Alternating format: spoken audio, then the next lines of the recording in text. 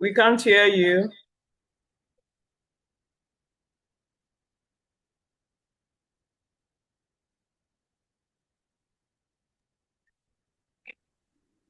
We can't hear you.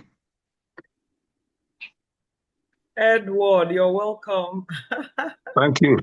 My chief executive officer. Good evening. How are you? I'm okay. And you? We're good. You're supporting our ministry. God bless you, man.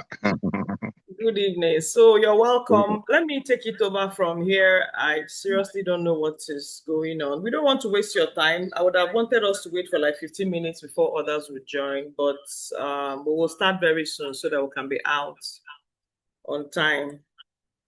So I want to welcome everyone to this session. I want to welcome everyone to this program. It's such a privilege to have you attend the She Tribes Conference.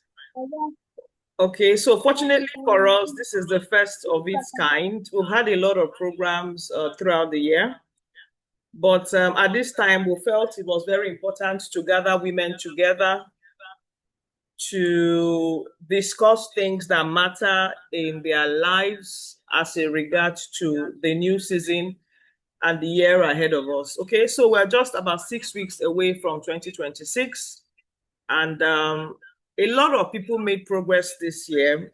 A few more struggled a bit. So we felt it's very important to look at the things that matter most, okay, for women in this time and season so that we can prepare ourselves and not be rudely shocked, okay, by the developments that will come up in 2026. So I want to welcome you to the conference. Okay, we'll be looking at things that border around health, which is actually stress management. So we have stress facilitators from here, from the US, and one from Nigeria to take us through stress management protocol. So I want to welcome the speakers. They're also on the call with us tonight. Then we also have speakers that have to do with mindset winning. Okay, everything concerning wealth, everything concerning health actually boils down to the mindset. So we have such speakers with us on this program. So the way the program is structured is that it starts tonight for just 2 hours. We'll discuss the introduction to the theme, then the first stress session. Okay, then tomorrow we'll do a lot more work. We'll talk about mindset gains. Then we'll talk about wealth. Okay, so we have somebody who has a strong reputation in wealth management and building. She's actually one of the current secretaries to the state government, one of the governed states in the East. Okay, so I don't want to mention the state in particular, but she's also going to be in this conference with us. So I want to encourage you to please, it's just going to take you 4 hours of this weekend, okay? 2 hours today and 2 hours tomorrow. And I want to promise you that what you're going to leave here will determine what happens in the next 2026. Okay, it's a free one because we feel the need to empower a lot of women in this time and season. So that is why we're having this conference. I want to say you're welcome. You're very much welcome. Okay, so let me talk about She Tribes. She Tribes is a platform for women. It was just created. It's free. It's a free platform, okay? Built to support women. Okay, it's actually a community for women where we encourage each other to grow.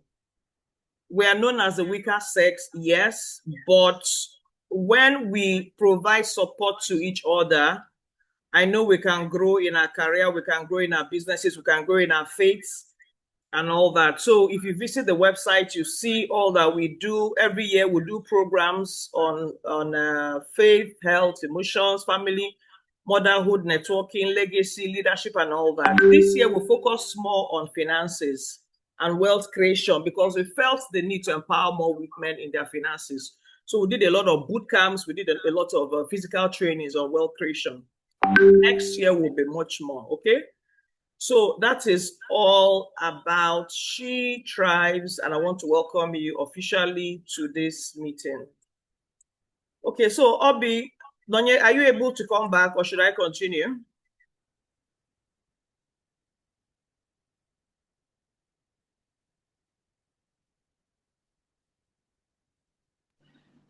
Ma, you can continue. My network is not so okay. Okay, no problem. Yeah. So she's supposed to be our compare for tonight, but trust Nigerian networks. They're not allowing her to work. So I'm here. So tonight, please, we'll try and take the following housekeeping rules. The first one is that please stay muted unless you're speaking. I know we're at home at the comfort of our homes. So there's a tendency for our kids to disturb us, and say, Mommy, we need this and that, or husbands to tell us they need food. So please, before coming for the section, make sure your family has eaten and just give us 2 hours of your time and stay focused, okay?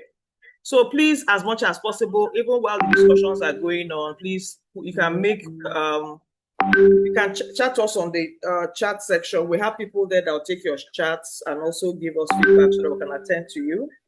You can turn off your camera if you need to. It's not compulsory. Tomorrow we can now take a group picture for the conference. Please feel free to engage freely and use your raise your hand button if you want to speak. Okay, so thank you for that. And we're going into the business of the day so that we can release you tonight. So tonight we have 2 speakers. One is Ijeoma Azi, and the second speaker will be talking to us on stress management. So I'm going to do a brief introduction. The first speaker is architect Mrs. Ijeoma Azi. She's an accompanied architect and project manager with over 20 years experience in architecture and construction and project management. She's a full member of the Nigerian Institute of Architects and is registered with ARCON. She has handled various projects ranging from banking to corporate, hospitality, recreational, healthcare, educational, and aviation projects. She's a doctoral fellow with the Certified Risk Management Professionals UK. She's also an alumnus of Lagos Business School, Nigerian National Institute of Policy and Strategic Studies, and SPPG. She's recognized as a visionary leader, and she has received numerous honors for her contributions. She's passionate about sustainable design, female entrepreneurship, and leadership development. And she continues to shape spaces and lives around her to also inspire change. She's happily married and a mother of 3 children. So tonight, Ijeoma will be speaking to us on how to build a life that thrives. Okay, and we'll be discussing what we call the 3D growth framework for mind, health, and wealth elevation, which is actually the theme of this meeting. So please, can you give Ijeoma an emoji welcome as she takes the stage to share the session with us? Thank you.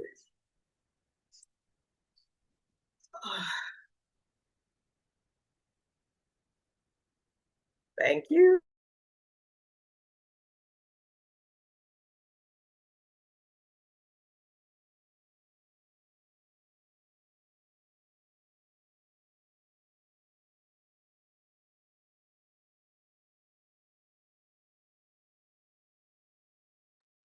So thank you, everyone. Ijeoma is back. Okay, so I'm Ijeoma Azi. I've introduced myself. Okay, so I'm actually the host of this program. I'm very passionate about enterprise development. I'll give you a background about myself. I used to be a career person, doing very well in career. All of a sudden, I got tired and I felt there was more. I just felt I had gotten to the peak. Well, there was just nothing else to do. So I had to quit and I started something. So the process of moving from career to business was quite, it wasn't an easy one. I won't say it was traumatic because at some point I wanted to go back to work. I just told myself at some point, look, my friend, just go back and work. But because I knew what I wanted, I stayed on and God has helped. And for me, it's the best decision I've made in my life, okay? So I called it a zero to hero experience where you can move people from zero to the hero level. So I'm so sorry, but I'm going to use that statement. I really don't care where you are. What I mean by caring is that you can be at a 0 level there are ways you can transmit and transport yourself from zero to hero. They are just basic frameworks that when you follow them, they work. Okay, so they are life principles, they are God-given principles that, look, if you put them to work, okay, they work. So I want to share some of them with you today, and I'm trusting God that you'll be blessed. So what I'm here to do is that I'm going to introduce what I call the 3D framework. Then the health experts will come in, the mind experts will come in, then tomorrow the finance experts will come in. Now, there's something I call defining moments, okay? So defining moments is, like I told you, I said initially I was a career person. All of a sudden, I shifted into business. So they are defining moments. What it means is that it's a turning point or an experience that shapes you and makes you who you are. So it can affect the way you think. It can affect the direction of your life. It can affect your leadership decisions, okay? But the most important thing is that once you take that decision, okay, you will never be the same. The results are amazing, okay? So for me, I'm going to mention 2 defining moments. One was when I decided to build a business. It was a defining moment. It was a tough one, but I'm very glad I took that decision. Now, the second one was when I broke the limitations in my path, which is part of what I'm going to teach you today, okay? I'm going to teach you the framework.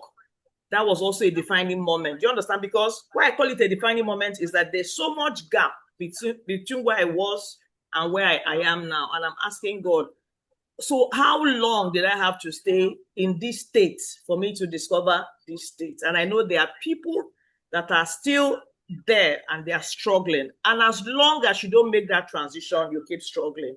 Now, defining moment is something like somebody saying, I was blind and now I see. Defining moment in somebody saying, I was lame and now I can walk again. Defining moment is like somebody saying, I was poor, but now I'm rich. So for you to be on the call tonight, okay, I want, by the time you're done with this conference, this is going to be a defining moment where you can say, on the 21st of November 2025, on the 22nd of November 2025, I attended this conference and it shifted the levels for me. It shifted a lot of things for me and is the basis or the foundation of the impacts I'm making now, okay? So that is what these calls are all about. So remember the first thing I said, for a blind man, he wants to see again. Now, when people are struggling, they are struggling because they can't see. And that is why, if you can see on the slide, I have what I call the lenses of a thriving woman. And I'm also going to talk about new seasons, okay? So I'll be talking to you about the lenses of a thriving woman. The next year, so if you've not started planning for 2026 by now, you're late. So I need you for now to start taking decisions on what you're going to do next year. I have a list where I've written the things I'm going to do in 2026. And can I tell you, I'm so excited. And I'm hoping 2026 is next door. When I wake up tomorrow, I'll jump in there. But unfortunately, I have to follow due process and let the sun, let the sun rise and the moon set, and all that. So we just have to follow due process. So part of what I know I want to do next year is that I said I'm going to do a lot of big things. Why? Why? Because I know what works now, and that is what I want to share with you. I remember those days when I was in school, and how did I used to write my exams then? I just told myself, and it was just an honest thought or opinion. I just said to myself, look, if I aim for the roof and I fall, there's no way, if I aim for the sky and I fall, there's no way I'll fall to the ground. I'll fall to the roof. But if I aim for the roof and fall, I'll crash. Do you understand? So for everything I did in school, I aimed for the sky. If there was any misalignment, the fall was not much, okay? And that was what took me through. But I now found out that when you're in school, you're under guidance, just like some of us on the call this night, maybe you have your parents then, telling you what to do, teachers and lecturers. But now you're out on your own. Maybe you're single, maybe you're married, you're a parent. You're having to take decisions by yourself. There's nobody to push you and tell you do this or that. And you're quietly retrogressing, okay? That is not the best bet for you. So I'm trusting God that by the end of this conference, you will start working with the one that has vision, okay, and is focused on what matters.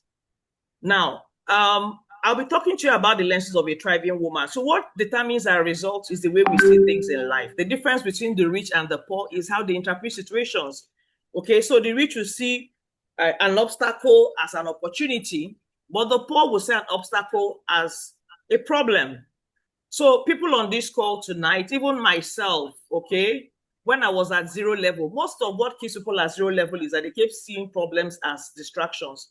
They keep seeing it as obstructions. But meanwhile, as obstacles. But meanwhile, somebody there that has attended this conference and understands the dynamics will know that anytime I see a problem is an opportunity for a next level for me. So checking your lenses will sharpen your discussions, the kind of things that comes out of your mouth, the kind of decisions that you take, the kind of directions you follow, the delivery that you also make, your results, your drive, and your destination. So that's what I'm talking about lenses today. Then two, I also want you to understand that, look, there are seasons all the time. There are seasons, okay? For countries like US, Canada, they have 4. Us in Nigeria, we have 2. There will be always seasons. So even in your life, there will always be seasons. And if you don't understand these foundational facts that there are seasons, you keep struggling.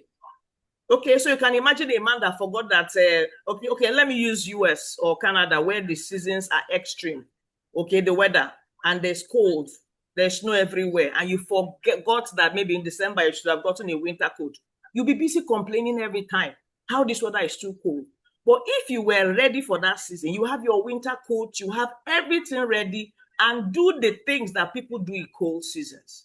So you must understand your autumn. You must understand your winter. You must understand your summer. You must understand all your seasons. Why? Because it comes with patterns, it comes with pressure, and it comes with possibilities. So if you don't understand these things, we will shift into a new season physically. We'll also shift into a new season spiritually, in quotes, in your business, in your finance, in every single thing. We're going to shift into a new season. And it's only people that are prepared that are going to be able to maximize the best of that season. Okay, so I'm going to show you, I talked about the 7 lenses. I'll be very fast. Then we can now take on the session on stress. So please, I'm going to teach you these 7 things. Note them, because in the next season, they will show up. Now, why I call them lenses is that somebody that is short-sighted, once he wears the correct lens, sees very well. Somebody that is long-sighted, once he or she wears the correct lenses, they will see very well. And it's the same thing. Life will throw you curved balls. But if you cannot put on the right lens to see very well, you will lose all the balls and you're going to be complaining seriously. So the first thing you must understand is that there will always be cycles. And cycles repeat themselves until you break them. Okay? It will keep repeating themselves. And that is why it's called cycle. I remember those days when we were small. I don't know how many of you experienced it. When those days, boys, the tire of a vehicle, they'll be rolling it. They'll just put it on the streets and roll it. And it used to be fun. Some of them used to enter inside and you'll be rolling them. That thing will keep rolling until it hits something and crash. Now, in life, there are cycles. They repeat themselves. And if those cycles are not favorable cycles, it will make you crash if you don't break them. I had to learn cycles. I learned it from, I think it was Tony Robbins. He was a very famous speaker then in the US because, their culture is different from our culture. What he did most of the time was breaking patterns. He will call a woman that is very scared of snakes and break the pattern of fear in her that makes her scared of snakes. All of a sudden, you see her hugging snake. I'm not saying it's good to hug snake, but I'm just trying to tell you that there are patterns inside of us that are responsible for the things that we do. Another one, maybe somebody that is smoking. he calls the person, breaks the pattern that causes him to smoke. So there are patterns in your life that are causing you to lose money. There are patterns in your life that are causing you. Why is it that there are always maybe relationship problems? You enter a business and it fails. It's a pattern. You see, once those things keep repeating, you notice it's a pattern. Maybe you have poor money habits. Okay? Maybe you're ignoring your health. You're just struggling. Okay? You find yourself saying yes when you should say no. Your business model does not work, but you're still working it. You're doing everything alone. It's a cycle, but a very negative pattern. You know you should not be doing this thing, but somehow you're just wound into that pattern that you cannot break it. You don't like asking for help. You just stay stuck until you crash completely. Those things are patterns, okay? And they have to be broken. And on this call tonight, I'm going to ask you a question, because anytime you see a car, okay, maybe a truck, and it's not an automatic driving car like they have Elon Musk there, and it does not have steering, it does not have brake, there's nobody controlling it, that is a disaster waiting to happen. Okay, so that cycle is not controlled. So I want to ask you a question. Something was, if you look closely, you check 2023, there's an unfavorable cycle that happened. 2024, the same thing. 2025, the same thing. If you don't break that cycle this month, and that's why we're having this conference now, if you don't break that cycle this quarter, this December, see, November and December, is enough for you to break that rolling thing so that you can come out of that web. If you don't break it, 2026 will run on that same cycle. Okay? So the question is, what must not cross into 2026 with me in my business? Okay? Every month, okay, you're a business person, and every month you don't make sales. It's a wicked pattern. It's a wicked cycle. You've not had promotion in so many years. It's a wicked pattern. It's a wicked cycle.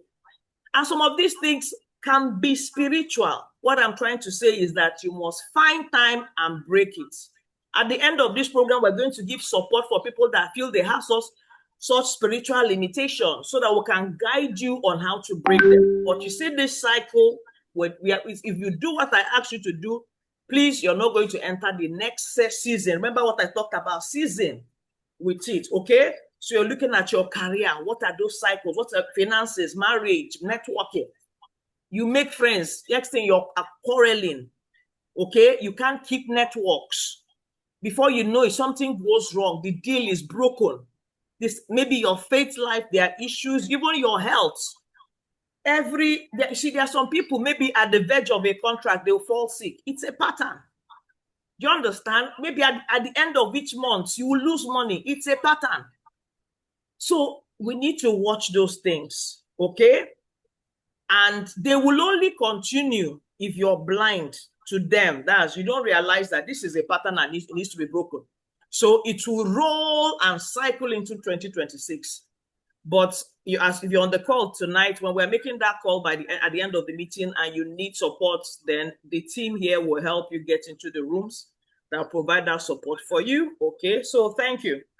Now, please time me. I'm supposed to be off by, wow, okay. So the next thing are constants. Okay, so remember the first one, understand cycles. Why I talked about cycles is that you should keep your eyes open. If you notice it's a negative cycle, break it. Try and cultivate more positive cycles. You're a business model that works, a team relationship that works. Once you notice any cycle that is negative, just tell yourself automatically, this is a negative cycle, I need to break it. Okay, so you can break it by training, you can break it by skill, you can break it by upgrading your leadership. There are different ways of breaking it, okay? Remember I talked about procrastination, so many things. Now, this cycle alone is a master class on itself, but I can't take it now. So let me go to the next thing. I know I won't finish, but wherever I get to, I'm going to stop. I have just 15 more minutes or 20, okay? So the next things are constants, okay? I need you to know that they are constants in life, okay? And why I call them constants is that you can't change them. So if you don't believe that, or if you don't understand the fact that, look, they are constants, I can't fight with them, okay? What I need to do is to build system so that the constant can work to my own advantage. You keep struggling.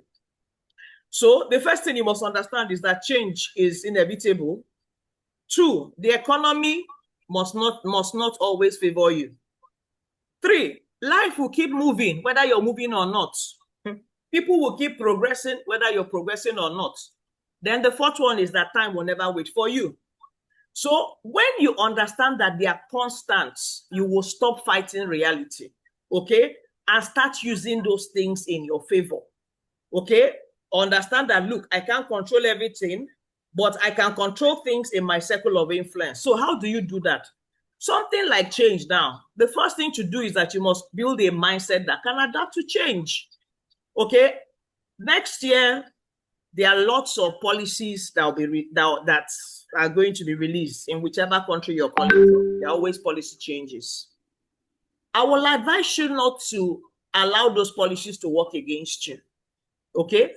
Sometimes what those policies do is that they help us to be compliant. So what a wise person will do is that they begin to build their mindsets to help them adapt to those changes, okay? The next one is the economy. Whether the economy is improving or not, you're going to thrive. Why? Because you're going to be looking for more ways to add value. In any recession, there are people that thrive. There are people that sell off, and there are people that buy. So let's position ourselves to be at the receiving end where people are struggling with the economy. The wealth is transferred to us because we have positioned ourselves to see opportunities in the problem, add value, offer new services, and collect the money that comes from it. That's the value exchange. The next one is life. I talked about life. That life will keep evolving whether you like it or not. The worst thing that can happen to anybody is if you're stuck, you're not learning, you're not growing, and you're not upgrading yourself. Okay? So the year is not over. There are still opportunities to learn. There are still opportunities to upgrade yourself. There are still opportunities to grow. By now, you should have actually planned your 2026, had the growth plan for that one, so that as life is generally progressing, you too will not be left out. A lot of people are going to be shocked. I'm telling you the truth, because we're in the AI age. And if you're not AI compliant, it's going to be a very serious problem. So I want to encourage you, don't say you don't care. You're joking. You're joking because in the era that we're heading into, you're going to be looking like, some of our grandfathers that cannot use phones and tablets, and they'll be asking, you understand? So that's how you be. So I want to encourage you to start looking into trends. You can actually predict the future. Okay?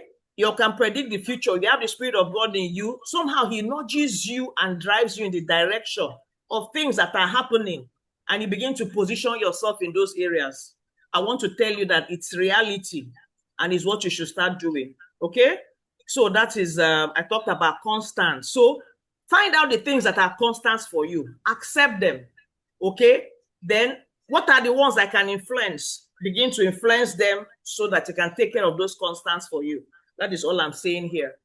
The third one is variables. I can't cover all of them. I'll just stop at these variables and I'll round up and the next speaker will come up. Now, so what are variables? Variables are the things you can adjust, okay? Now, why this one is so sweet for me, because if you know how to utilize them, it produces results. So there are things like your habits. There are things like your mindsets. There are things like your skill. Okay? So the new season will favor women that know how to adjust easily. You can shift your mindsets, okay? When your old thoughts stop serving you. So I'm thinking of, okay, of course, we entered this new year. We had goals. Of course, I had my goals. Next year, I'm pushing it up. And my current self cannot achieve that goal. If you tell me your current self can achieve your goal next year, you're lying. It's not possible. You've not done it before, so you need to upgrade yourself. So there has to be shifts in your mindset. You need to think like people that have achieved those things. You need to upgrade your skills. You understand? Because the market is evolving. I was in LBS 2 weeks ago. I went for a course on ESG. And coincidentally, I met my client there. So we stayed there for 1 week, and the client went back to base and was telling other people in their station that he met me in that course. So one of them now calls me. We're having a discussion on the project that we're working on. And he said, now my colleague said he saw you. I said, yes. I said, for goodness sake, we have to keep upgrading ourselves because we understand future trends. We don't want when we get there, we'll be looking like we're joking. And he said to me, he said, look, mention it to this person, and this person. He called 3 people's name and said, mention it to them. Do you understand? Because we know it will give you an edge and position you for more things in this, our establishment. In my mind, I was like, wow. People are praying for opportunities, but they won't do what is necessary to attract those opportunities. When I was taking that course, I wasn't taking it for them. I had another plan completely. But you can see what it does, okay? So those are variables. If you know that skill is a variable, use it to your own advantage. Shifting your mindset is a variable. Use it to your own advantage, okay? A variable is something like a gearbox. You can shift it to gear 4, you can shift it to gear 3, just for it to help you gain traction. That is what variables are, okay? You can redirect your focus, okay, on things that matter when other people are distracted. You can also adjust your plans when the environment changes. Then finally, you can also reposition yourself so that you can meet up with new opportunities, okay? I said I was going to stop here, but let me talk about opportunities and I will stop.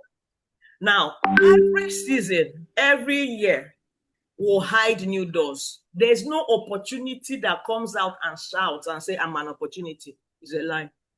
Opportunities don't shout. Opportunities don't knock, okay? They don't even tell you their names, but you're the one that will determine that, look, this is an opportunity, and you key into it. So the question is not, are there opportunities? Now, you remember I talked about lenses, the lenses that rich people use and the lenses that poor people use. So a rich person enters into a room. What he's saying now is, what are the opportunities here? But you understand? He's looking around. There must be an opportunity here. They're just looking around. The question is, are there opportunities? Okay? The question is, how do I position myself to see them?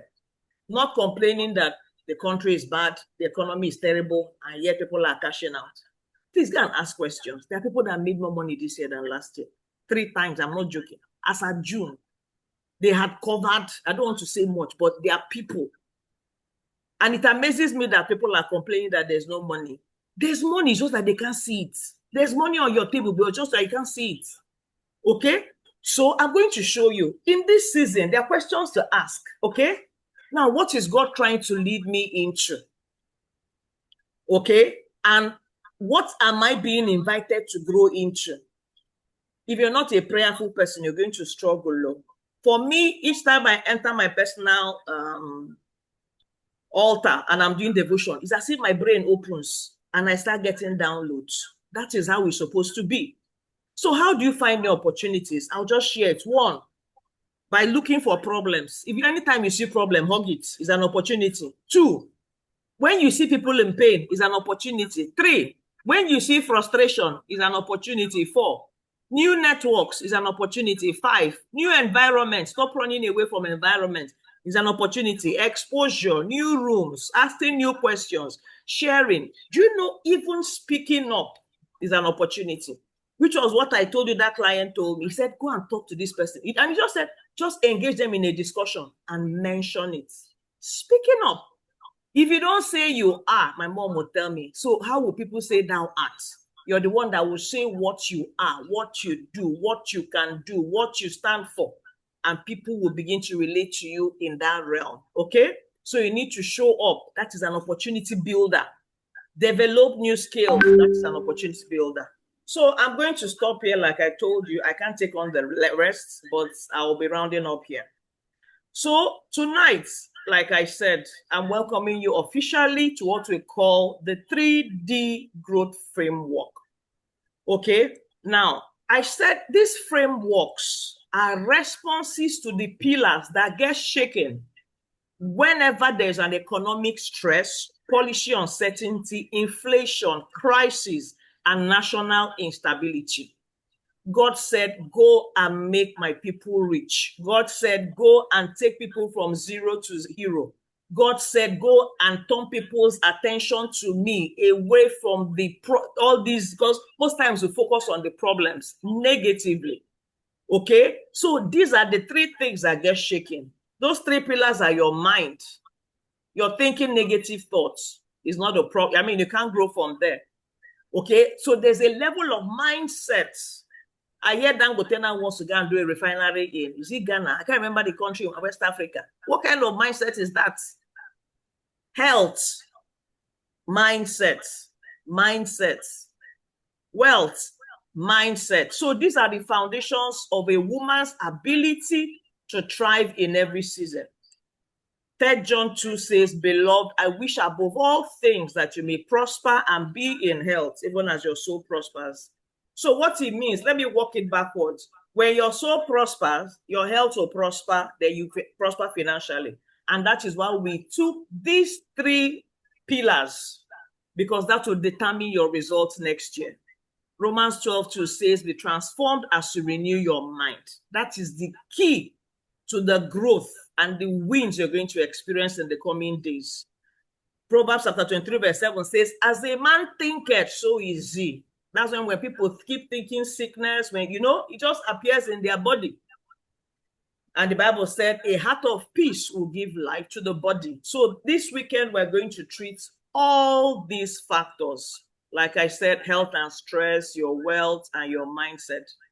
Now, these are the lenses. I've shown you cycles, I've shown you constants, I've shown you variables and opportunities.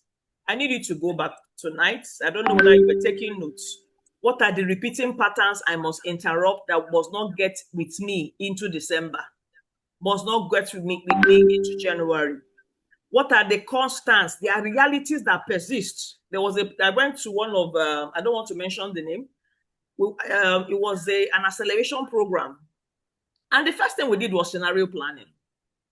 And he said they do it every year. So that is why when there's a crisis, if I show you the document of the scenario planning we did, you cannot believe it. We planned scenario in case there's another COVID. We planned scenario in case there's a coup. We took the worst scenarios and we planned it. Okay? So for them, when there was COVID, because they had done scenario planning, they were online, they were still doing their broadcasts, they were doing whatever they want to do because they were ready. They were ready. So there are realities that will persist.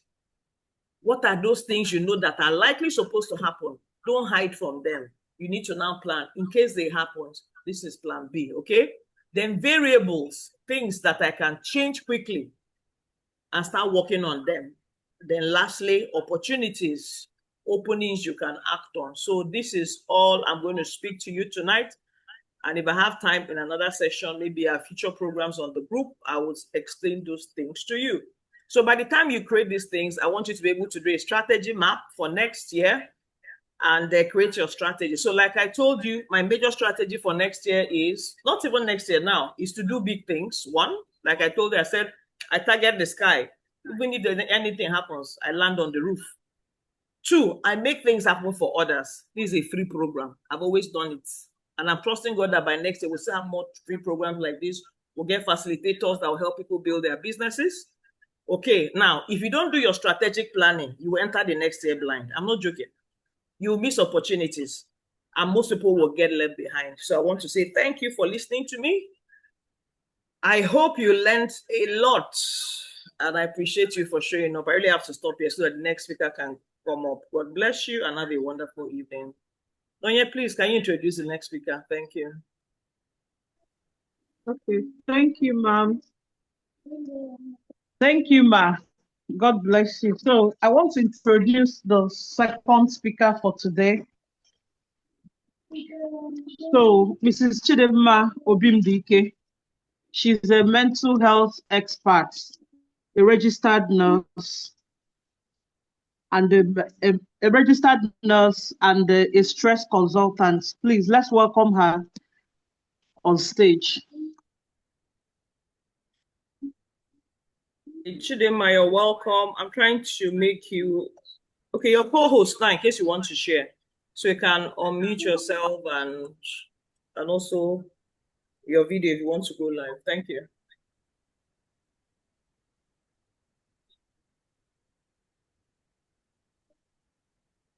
Is my voice audible enough? Very, very audible. You're looking good. Welcome. Okay, let me open my video because I think it's locked from my end. You're calling it from the US, right? Yes. Yeah. Oh, thank you. So nice to have you. Okay, guys, are you able to see me now? Very well. Thank you. All right. Oh, I can hear someone's beautiful voice on the background.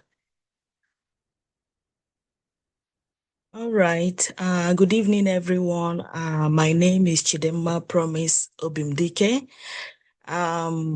Miss Noni introduced me as the health expert. I beg, I beg to differ.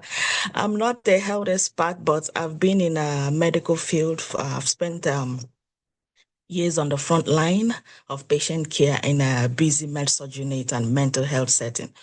So I have one or two knowledge about one or two things, but that doesn't make me an expert. But I'm gonna give in the little knowledge I have about this. So tonight we are going to be talking about healing beyond symptoms and restoring your body and mind with evidence-based practices.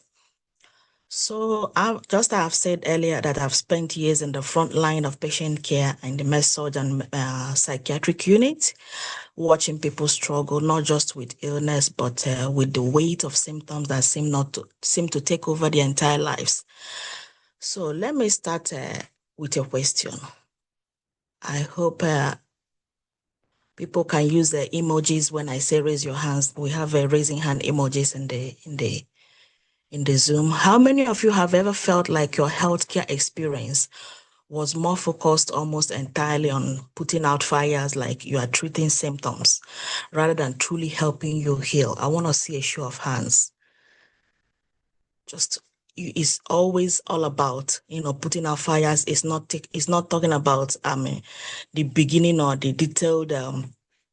Okay, I can see some hands. I see Ijeoma is raising the hands. Okay, all right. So you are not alone. Our system excels in acute symptoms management with a range of medications, surgeries, protocols, and procedures that saves lives every day, and we absolutely need those. But tonight, I want to talk about something deeper. I want to talk about what does it really mean to heal beyond symptoms. So when we are talking about healing beyond symptoms, we are talking about holistic care, holistic healing. Is an approach to health that treats the whole body, mind, spirit, and your body, rather than just putting out the symptoms. It emphasizes on the connectiveness of this aspect that includes both the traditional, the complementary practices like good nutrition, exercise, stress management, and spirituals. So all this has to come together for you to have what is called a holistic healing, something that is not just, oh, I'm having headache, you go and take Tylenol, but you are not asking yourself, why am I having this headache at this point? Something must be triggering it, something is causing it.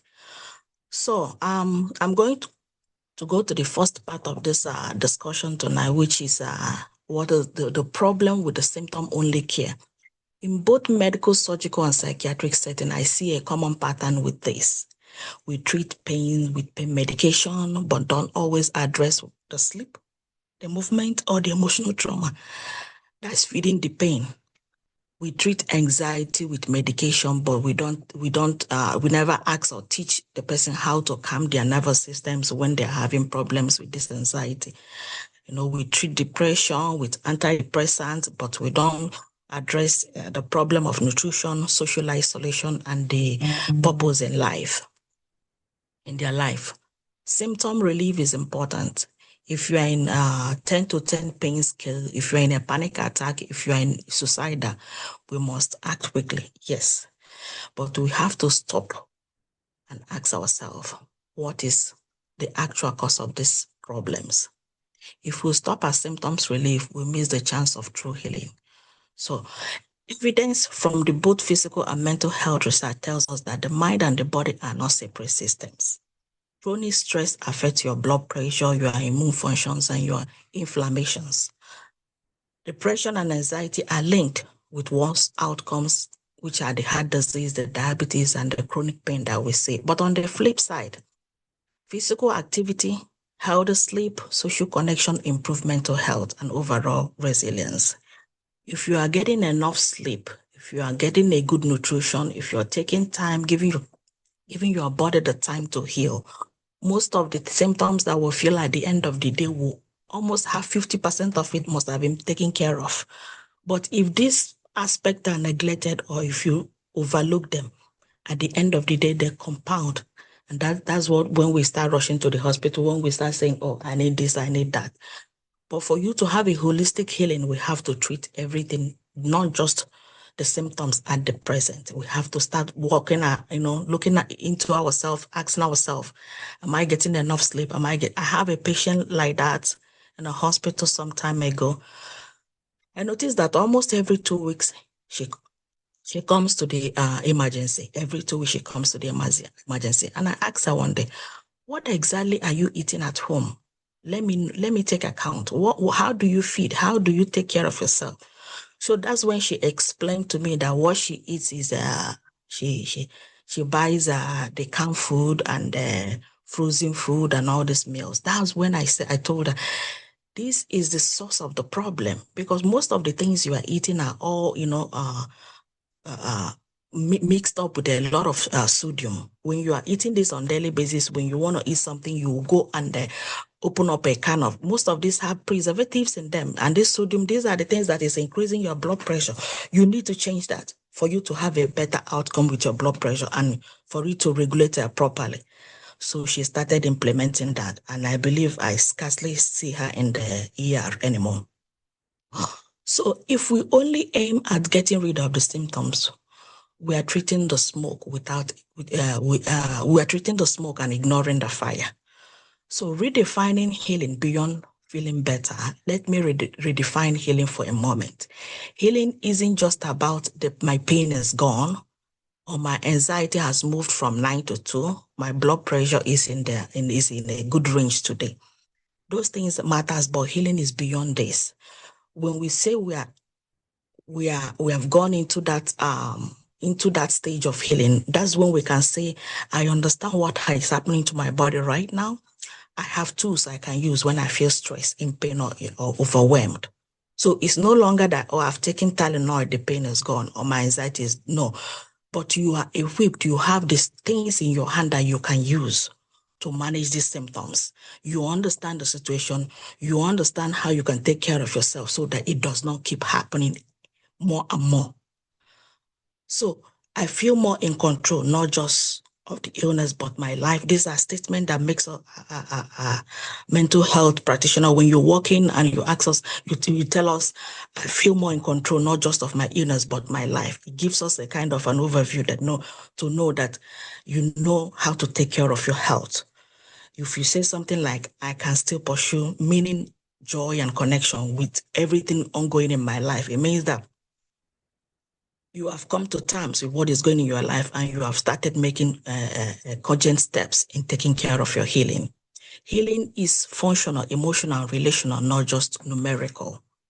So thinking of healing as restoring balance to the nervous system, strengthening the body, rewiring the mind, using strategies that have real data behind them. That's where evidence-based practices comes in. Evidence-based practices for the body and mind. I'm going to walk you through 5 evidence-based practices that will help you restore mind and your body. As we go, I want you to quietly think about one area that you might want to work on for yourself. The first one I'm going to talk about is regulating the nervous system. Breathe, mindfulness, and grounding. When we are under stress, our sympathetic nervous system kicks in. That is when our heart starts racing, the muscles are tensed up, your thoughts are speeds up. Over time, living in that state worsens your pain. Blood pressure goes up and your mood. Evidence shows that mindfulness-based intervention like breathing exercise, relaxation techniques can reduce anxiety, improve pain coping, and support better sleep and mood.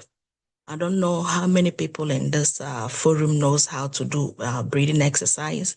If you know how to do a breathing exercise, can you raise your hand for me? I want to see.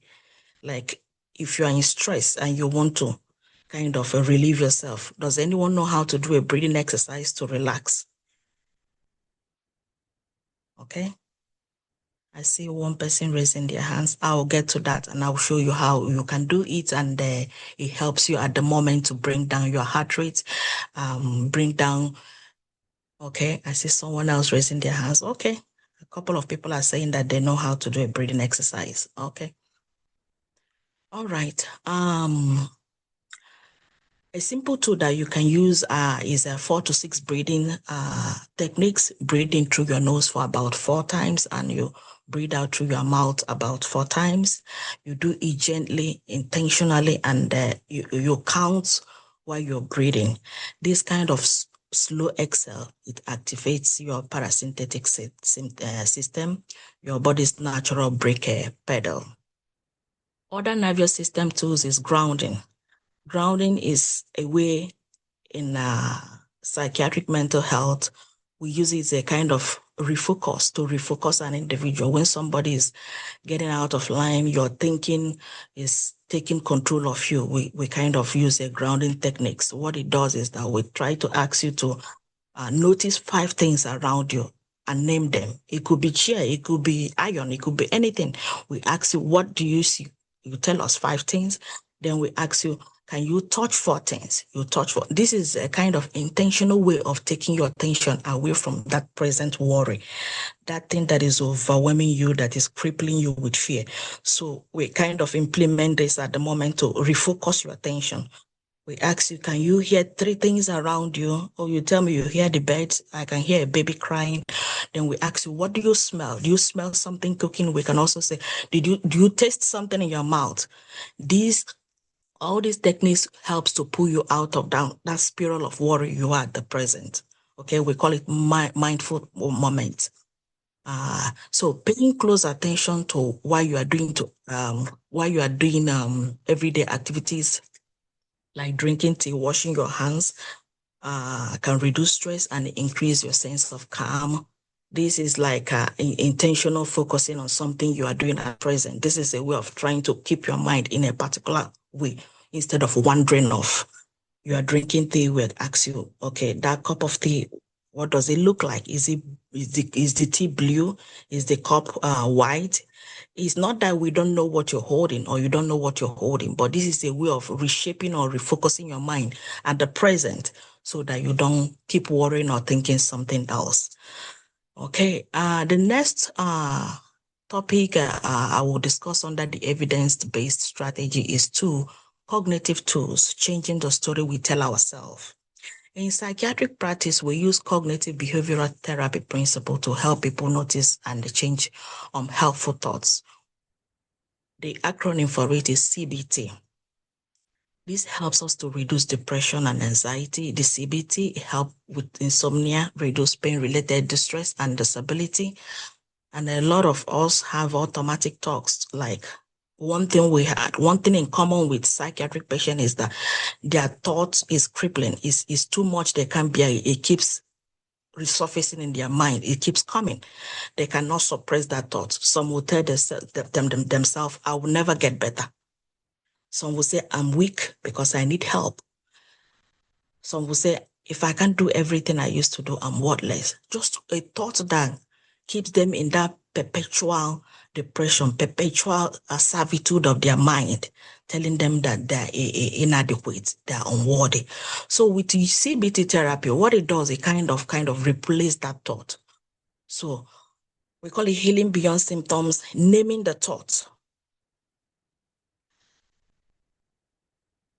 If the thought is coming in form of, I will never get better, we want you to replace it with, my healing might not look like it used to be, but I will still improve. We want you to tell yourself something better. Needing help doesn't make me look weak. It means I'm human. When something like a thought is coming to your mind, telling you I'm weak because I need help, we want you to replace it with something. Needing help doesn't make me weak. It means I'm human. If I cannot do everything I used to do, I'm worthless. That thought, we want you to replace it with, my worth is not based solely on productivity. I am worthy. You don't have to become a therapist to use this tool. Writing thoughts down, journaling, using CBT-based app or workbook can help you shift your mental lens and mental focus to something that is more reassuring, more productive, you know. The third topic I'm going to discuss under the evidence-based practice is movement as a medicine. A lot of us doesn't know that our body works like a mechanics. One part of it influences the other part. Movement can also help you. If I could bottle the benefits of physical activity into a pill, it could be the most prescribed in the whole world. But at this moment, I want us to consider what movement actually does in our life. I have a patient that was having a problem. The problem is that we call it ileus. Ileus is the inability for your GI to move, inability for your gastrointestinal system to move. Something is blocking it. So at the end of the day, we figured it out that the problem is that he is not moving. The patient is not moving around. So even with your GI movement, with your GI health, with your mental health, movement is a factor that helps it a lot. Not just because you want to treat your mental aspect, you want to move. Even with your GI health, it helps. It helps with every, keeping you fit. So movement helps in regulating your mood. Regular movement adjusted to your ability has shown a strong evidence that it improves your mood and anxiety. It will reduce chronic pain, improving functions, and it will enhance your sleep quality, supporting your cardiovascular health and metabolism. Recently, I've come to realize that when I do like maybe 20 or 30 minutes exercise, I know that it's not advised. Other people says that you have to exercise like 1 hour, but I've noticed personally that exercise, just a little movement, 30 minutes or 1 hour before I go to bed helps a lot with my sleep quality. I kind of get a very, very good sleep when I exercise. So it's the same thing with our mental health. It helps to improve our mood and anxiety. The key is it doesn't have to be intense. The exercise I want you to do, it doesn't have to be the intense one. You have to be in the gym, but you have to be consistent and it has to be meaningful to you. When you're doing it, I'm doing this because I want to improve my overall health. Okay. Example of exercises that you can do is like a 10 minutes walk, but I know that one is kind of too much when you want to go to bed or you want to sleep. But if you're not going to bed, you are still you are still awake in the afternoon time, you want to take a 10 minutes walk. That is good. Gentle chair exercises, stretching before bed, dancing in your living room, to count but many. But these are examples of exercises that you can do that will improve your overall health. Sleep is also a foundation. It's not a luxury. Poor sleep has been linked to higher anxiety and depression, increased pain sensitivity, worse blood pressure, blood sugar, and immune function. I'm going to give you an example of this sleep. When I had my last baby, that initial few days you were just discharged from the hospital, the baby is still very little. I had my baby with a C-section. So the pain of the C-section and everything that was going on for the first 3 to 4 days I had my baby, I didn't get any good sleep. So on the 5th day, the body, there is so much you can take away from the body before it will start, it will start asking, I need time to rest. I need time to recuperate myself. So on the 5th day, I noticed I was walking around my whole house. I couldn't concentrate. Something is off. So I looked myself. I said, let me go and take my blood pressure. I took my blood pressure. It was in the 180s. That was when I said, no, I don't have a blood pressure medication because I'm not hypertensive. So I need to go to the emergency. So I drove myself to the emergency. I left my husband with my about 3 to 4 days old baby. I left him with the baby and I went to the hospital. Thank God that day I met a very professional and a very knowledgeable sister. She's from Nigeria, a Yoruba lady. So immediately she looked at me. She said, "You were discharged recently from the hospital." I said, "Yes." "And you had a baby?" She said, "Yes." She said, "Okay, hold off." She told the doctors, "Hold off on the blood pressure medications. I want to give her something first." So she gave me an IV Benadryl. What it does is that it knocks you off. It makes you go to sleep. So when immediately she gave it to me, I was still talking when the sleep kicked in. I slept for like 2 days straight in the hospital. Like I didn't wake up. When I woke up, everything normalized. Why did I bring this example? I'm bringing this example for you to know that what's one aspect of your life, once it's in disarray, that it can affect your entire being, both your mental health, both your physical health.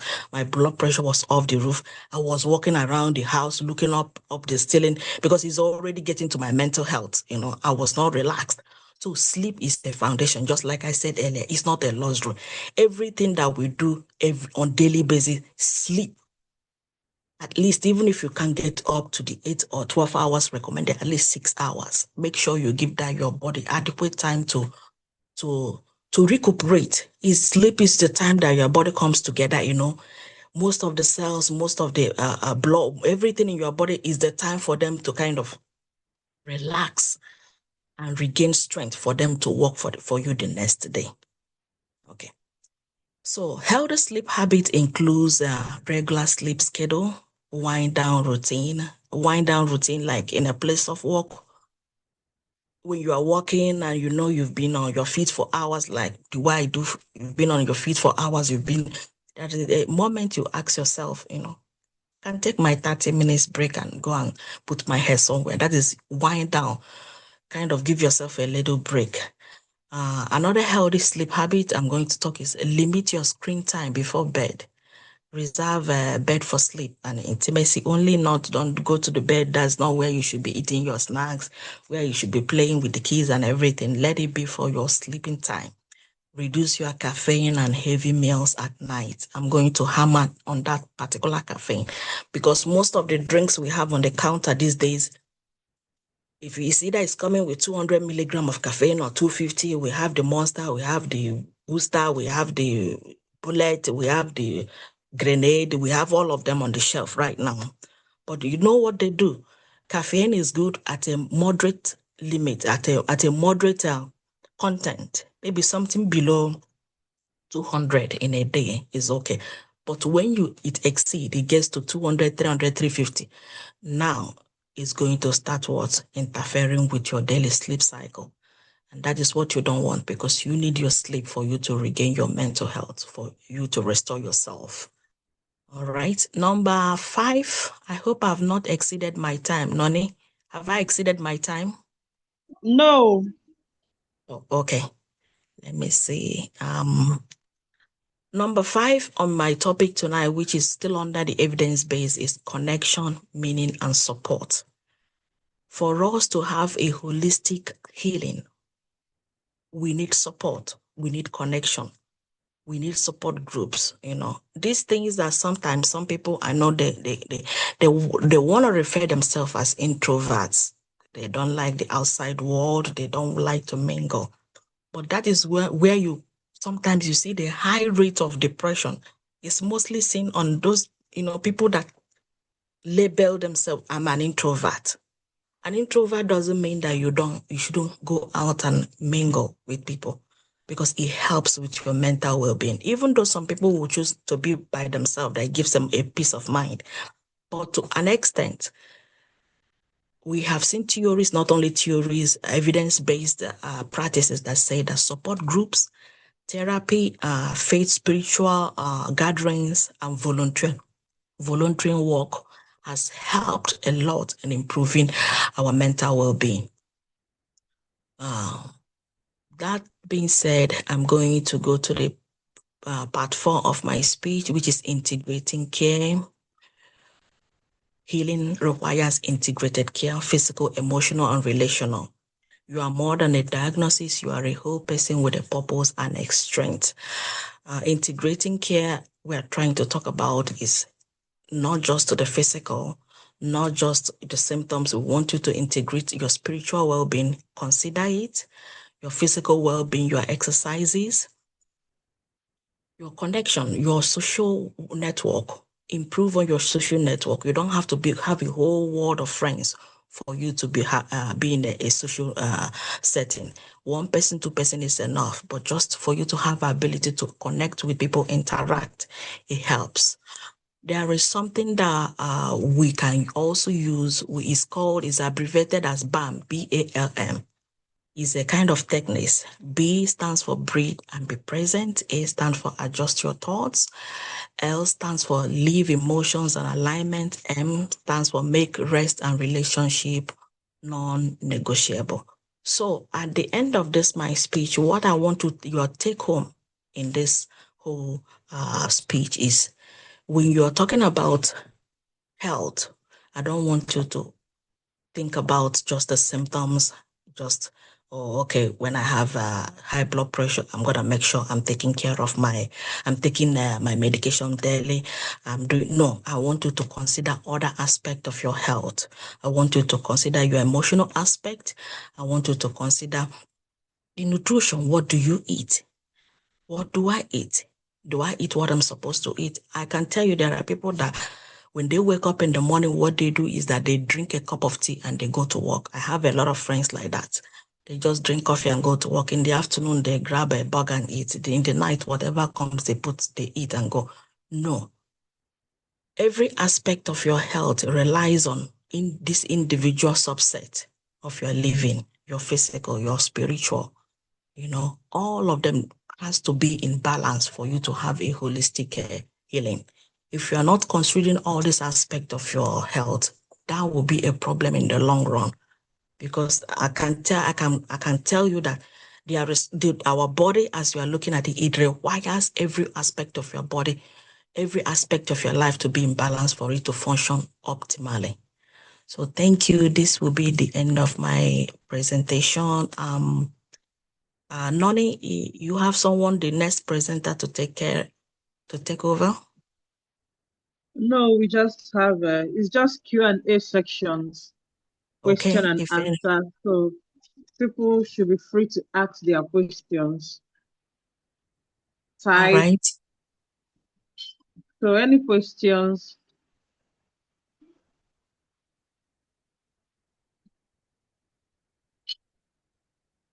Let's check the chat box.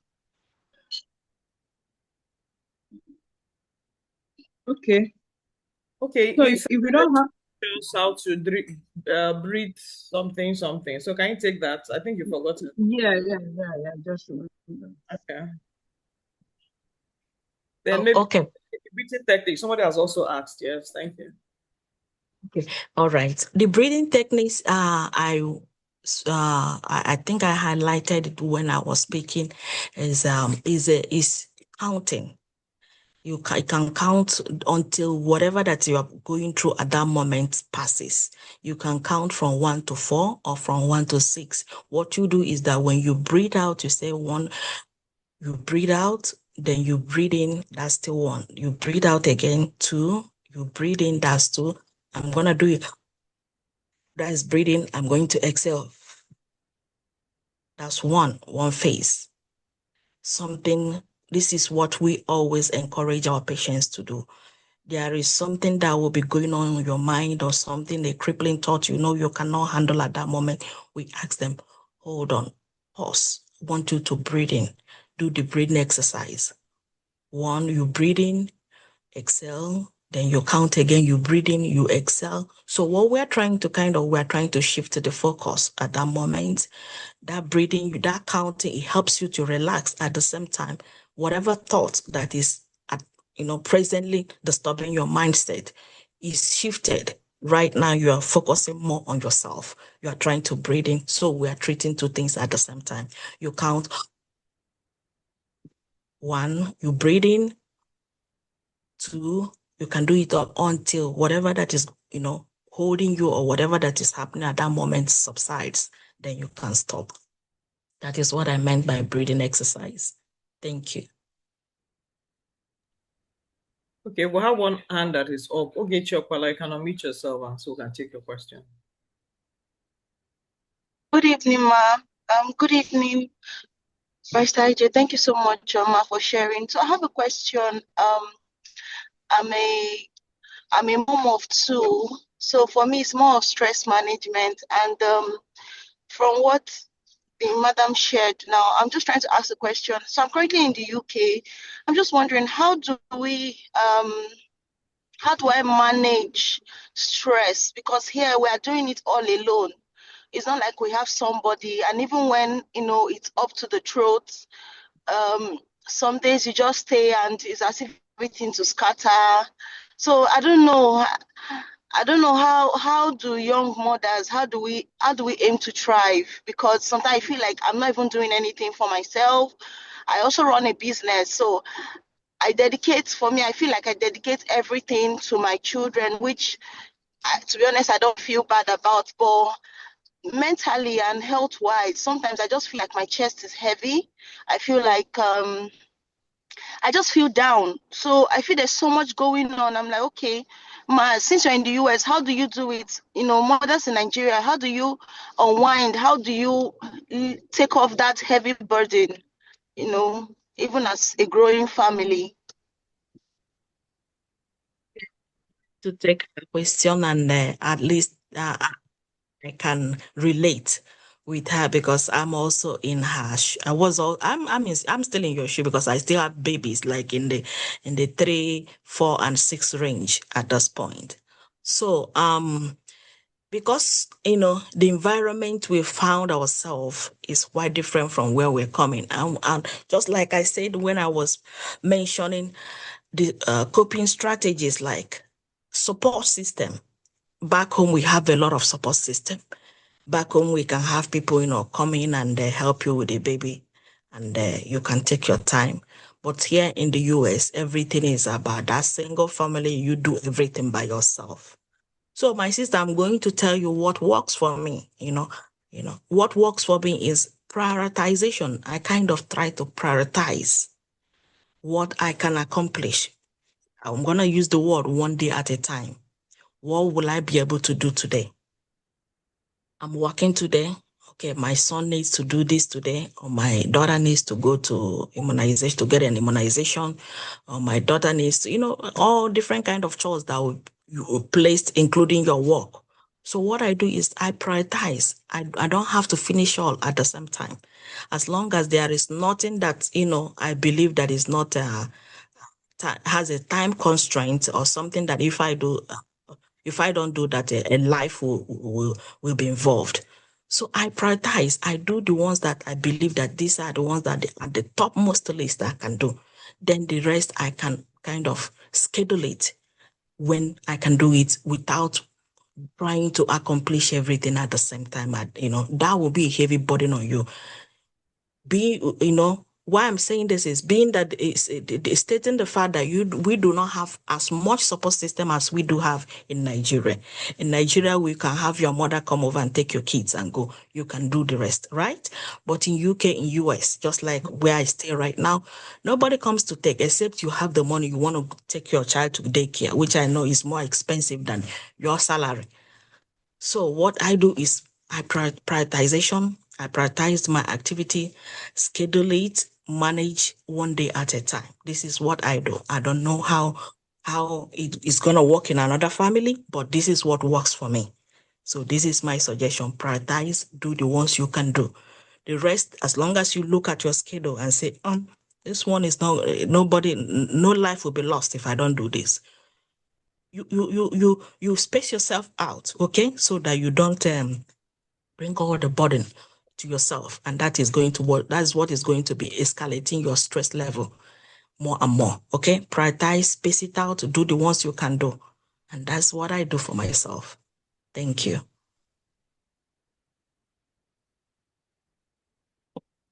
Okay, thank you so much. We have another hand of Blessing Ezibe. You can ask a question.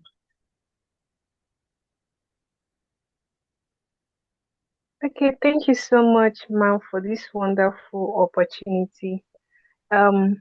I really learned a lot, and I have a question for the first speaker.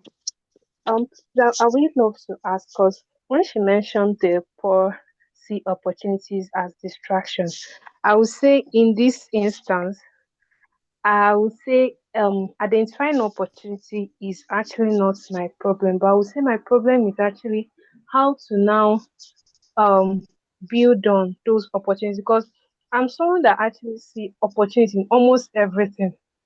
And sometimes if I haven't discussed opportunity with some of someone like people I like call my mentor, they'll be like, oh, you have to leave this one aside. You have to know that because I'm a student right now and I also have a business. But I always want to do stuff. So some of my mentors would be like, oh, you can't do this right now because um it's not all opportunities that comes to you that you actually have to like work on. So I still want to ask what my question for her is how do I identify the the main opportunities that I should actually invest my energy in and the one I shouldn't or I should just leave out. Thank you so much. Okay, thank you for that question. I'm going to, you're in one of the groups, right? The She Tribes community, right? I'm not going to talk about it yet, but there are ways, there's a framework we have, we call it HERO framework, that we use to analyze opportunities so that we know the one that works. Number one, if it's an opportunity to make money, you need to study your market. Which one works? Which one would they respond to? So truly, it's not everything that comes to your mind that you rush into. Okay, so we need to discuss more to know what exactly the opportunity is. But if you're struggling with executing opportunities, the first thing is to start breaking it into small steps. So once I identify the one that goes, normally I will advise you to choose 3. Okay, at least one of the 3 will work. There's no guarantee that the 3 of them will work. If you go and study book about rich people, you find that out.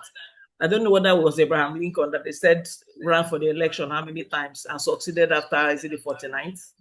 Okay, but he kept seeing opportunities and he kept hitting until he got it. So the fact that you tried one that it didn't work does not mean you give up. So you keep trying until you finally master it and learn how to study and know the opportunity for the season. Okay, so you break them down into small steps, then you get clear understanding on the resources you need. Seek guidance where you need it. Okay, most times opportunities are very big and we feel we cannot do them. You understand? Because sometimes they can grow out of control. So I'll advise you start small and grow into it.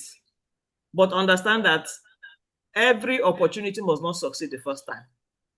But that does not mean you should not keep trying. So you keep trying until you land a very good one.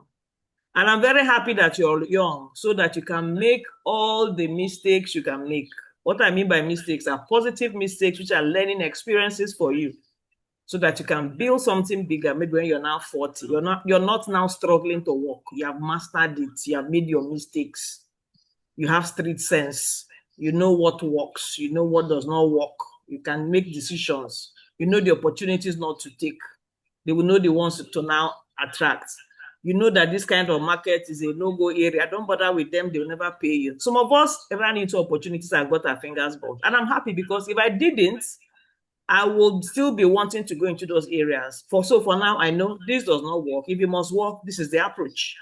Instead of deciding to stay safe and not doing anything. So that is also where risk comes in. I couldn't get onto risk. That's the next after opportunities, then gap. Okay, so maybe if I had done it would have been clearer to you. So did I answer your question? Hello? Yes, ma. Very, very well. Thank you so much. Yes, ma. Please, thank you so much, ma. What I will encourage you is, out of all of them, make sure you plant one. Don't kill everything. I won't agree with you. You must plant one. Learn from the experience and move to the next one. Okay? Yes, I'm ma. happy you're Thank in you so school. much. I'm happy you're in school. What we need to understand is that the economic system has changed. Okay, it's not like before where we just sit down, come out from school, job is waiting for you. Joke. So I like your thoughts. I like your focus and keep it up. Your mate should not be able to catch up with you. Thank you. Any other question? Okay, so in the absence of any other question, I want to say we're not shutting down, so give me like 15 minutes. If not, you will miss what I'm about to say. Okay, so today is day one. I want to thank you so much for joining us. If you came late, the first speaker, which is me, I spoke on building a life that thrives. Okay, the 3D growth framework for your mind and health and wealth elevation. Then the second speaker, thank you so much, Chidinma Obimdike. Thank you, thank you, thank you. I learned a lot from what you said, okay? How to manage stress by changing your thoughts, the things you focus on. And you see, that mind thing is very critical. The mind thing controls your health. It also controls your wealth. We're looking at it tomorrow. So thank you so much. Even the evidence-based, the things you see, you become what you see. Okay, then I like the fact that on how to also get a good night rest, what we can do, and the deep breathing stuff. So I want to thank you so much. And if we must make money, we must be healthy. You must, because you can't be successful and be sick. It doesn't make sense. So I'm thanking you so much, because next year we're going to take, going forward, we're going to take our health very, very seriously. Okay. Now, tomorrow we'll be looking at, we have 3 more speakers joining us. The founder of Push Factor will be talking to us on how to unlock our push factor. Then we have the SSG, to one of the governors of the Federation. She'll be here with us tomorrow to talk to us on our wealth creation. Then finally, another speaker talking to us on practical strategies to protect our mind and our body. Okay, so tomorrow is seriously packed up. So we're starting by 10 a.m. Please, 2 hours tonight. We were very fast, sharp shooting. We'll be out and we'll release you. So I want to employ you, whatever you learned tonight from the first session and the second one, the whole idea is whatever they ask you to do or whatever we have asked you to do, go and do it so you can go home with your results. The blessing is in the doing. So please, in the chat section, there's a questionnaire there. We'll put feedback form for day one. Please, can you just take 1 minute and click it? Very simple. Just go there and give us your feedback, please. That will help us to curate future programs to serve everybody on this call better. So please, before we shut, so if you've done it, just confirm in the chat group before we sign off. Don't sign out, please, without giving us your feedback, okay? Chidinma joined us from the US. She left all her work. And I know she's going to join us again because we didn't give her enough time so that she can also deal with some other things that we're struggling with here in Nigeria, things like insomnia. People don't sleep well. Even this stress management, okay, they've handled it from the UK part and US part. Nigeria, to the stress, traffic and all that. So I'm hoping that maybe the second speaker can also handle it. I have what I call a stress toolbox, and I'm using it now, so that somebody does not break down one day after all the struggling you have, not struggling, but efforts. You have husband, you have children, you have work, you have yourself, you're going to school, and even the traffic if you're staying here in Lagos. So that will also be dealt with. So please kindly give us your feedback. Who has filled that feedback? Maybe you win a prize. Who is the first person? Let's see. Feedback form, please. Just fill it quickly. Oh, I've done that. So please, somebody take Blessing's details. Blessing Obianuju Ezibe. You're going to win. Okay, you're going to win a session with me. Finally, 30-minute session with me. Whatever you want on opportunities, I'll help you craft it out. And that is very good. Thank you. So who else? So please, let the organizers take notes, please. Blessing has a session with me. We'll fix it. Just communicate the time with me. So Blessing Ijeoma, thank you so much. Lois, please, have you filled it? Fill it. Yay, Blessing, congratulations. Who else has failed? Who else has failed? Thank you. Just give us your feedback. What did you learn? What can we improve on? What did you not like? What must we stop doing? What should we do more? You understand? So just let us know. Then finally, please, okay, the whole idea is that we also get facilitators that will speak to the different needs. Remember, She Tribes is a support community for women. Okay, so we need support in this area. We'll go scout for resource persons that are going to pull us through, put us through, so that we can grow together and thrive together. So if those things are your concerns, Please put them also in the feedback session.